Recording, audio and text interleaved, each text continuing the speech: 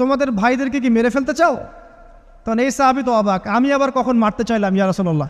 আমি তো মারতে চাই নাই, আমি তো খালি বলেছি যে তার গায়ের রংটা অনেক সুন্দর। তখন তিনি বললেন, কেন তুমি সুবহানাল্লাহ বললে না, কেন তুমি মাশাআল্লাহ বললে না? যখন মাশাআল্লাহ বলবেন, সুবহানাল্লাহ বলবেন, নজরটা লাগবে না।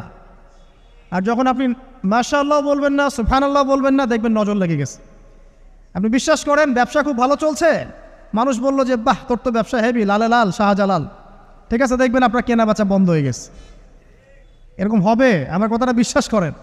এটা কিন্তু সায়েন্স প্রমাণ করতে পারবেন না, আল্লাহ এবং তার রাসূল বলেছেন, তার উপরে কোনো সত্য নেই। আছে সূরা কাহফ 29 নম্বর আয়াত পড়ে দেখেন, আল্লাহ পাক বলছেন, ওয়াকুলিল হাক্কু মির রাব্বিকুম, সত্য সেটাই যা তোমার রবের পক্ষ থেকে আসে।